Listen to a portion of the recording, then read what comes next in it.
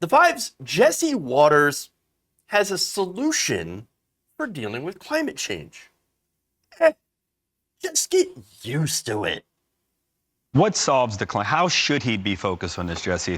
Which I think we can. I hope there's agreement that the temperatures are rising and that we got to deal with our climate issues. So how should he be dealing with this? Well, he could use Skype.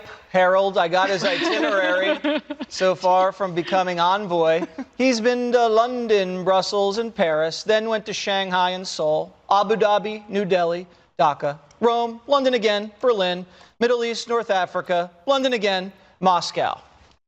Just right there, that's more than like a city's emissions if you just cut out the jet flights. And do you really think the Chinese and these Middle Eastern oil kingdoms are going to listen to John Kerry and stop fossil fuels? Come on, man. He's just in it for the luxury travel. If you want to stop climate change, you don't fight climate change. If it's getting warmer, you adapt to it. Let's just say the sea levels rise a couple inches over the next century, Harold. Okay. It's a great civilization we have here. I think we can adapt to that. The Netherlands, 25% below sea level. They're like a powerhouse in Europe. They didn't just destroy their economy to fight the rise in the sea levels right there. They built reservoirs and kind of adjusted around the coastline, and they're fine. They didn't have to break the bank to do it. All right, so a lot to unpack there. Okay. First of all, just that little bit at the beginning, I thought that was important to leave in because he's reading off the different places that John Kerry flew to. Like, they did the meme, right? We should improve society somewhat.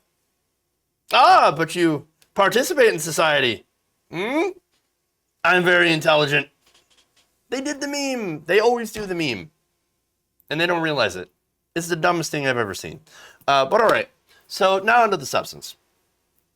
Climate change, just adapt. I mean, it's fine. No, the problem with climate change is that it's happening too fast for human beings, and not just human beings, by the way, but for the ecosystems, animals, plants to adapt. That's the problem. Our entire food chain is kind of on the precipice here.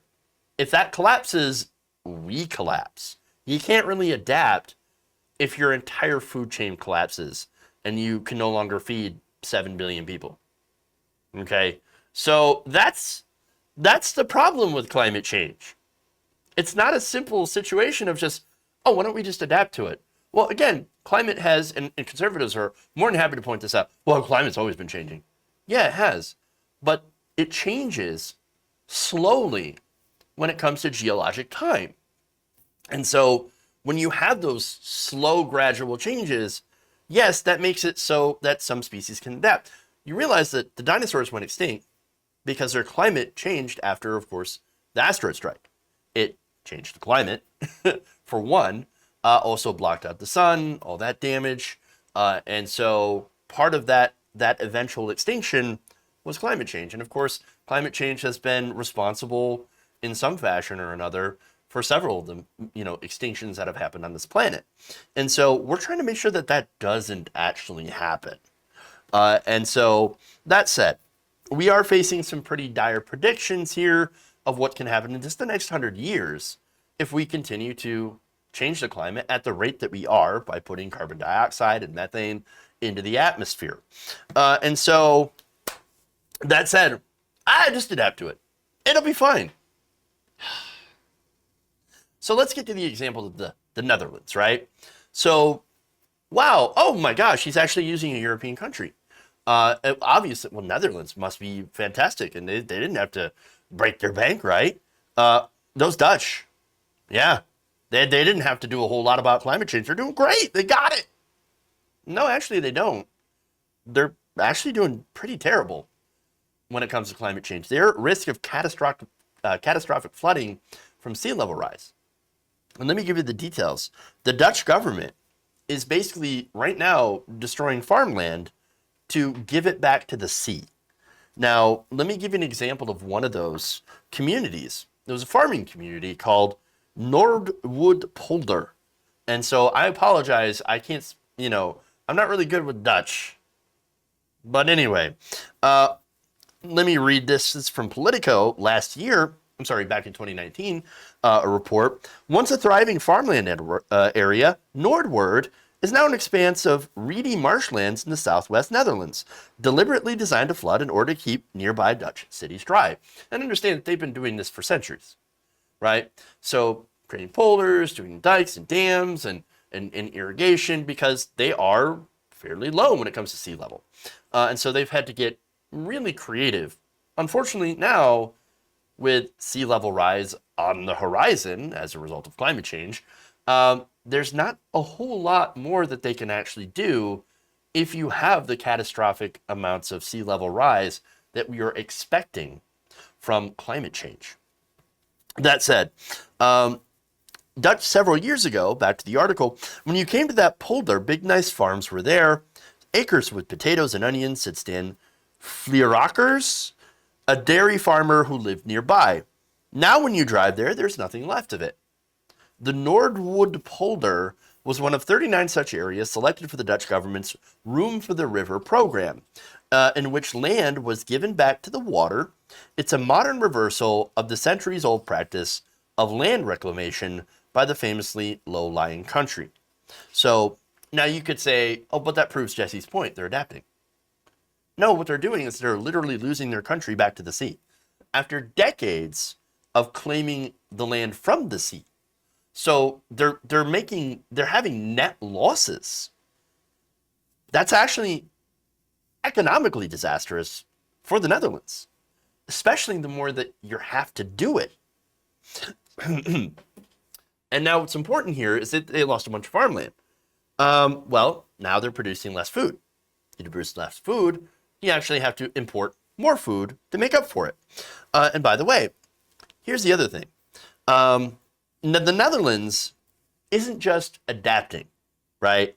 In fact, as a result of the warnings of climate change, you had the Dutch government laying out plans in 2019 to reduce the Netherlands' greenhouse gas emissions by 49% by 2030, compared to the 1990 levels, and a 95% reduction by 2050. So they have some pretty major goals for them that they want to do. Now, they actually have a long way to hit those goals. Unlike their neighbors, the Netherlands actually has an economy that is based, or I should say an energy mix that is based mostly on natural gas, which comprises probably pretty close to 50%, or half of their, and I'm kind of spitballing the numbers here, about half of their energy mix is from that. The next highest was oil, and then coal, and they have actually an incredibly small amount of renewable energy within their energy mix. In fact, here, compared to its fellow EU member states, the Netherlands comes at an embarrassing low 26th position in terms of the share of renewables in the energy mix. Back in 2014, for example, only about 5.5% of the Netherlands' energy was generated sustainably. Out of the 28 EU countries, only Malta and Luxembourg performed worse. And so now they've got a lot of catching up to do. So I wouldn't exactly hold them up as a bastion of adaptation, especially now when they're looking to spend about $6 billion in trying to reduce their carbon emissions, which for a country that small, understand $6 billion here is almost nothing for the United States government. But for the government of the Netherlands, well, I mean, that's a significant amount of investment. So that said, it's either spend money on the mitigation or you're going to sink. That's what they're facing right now. And so, look, unless you can grow a pair of gills, you're not going to be able to live underwater or have an economy underwater.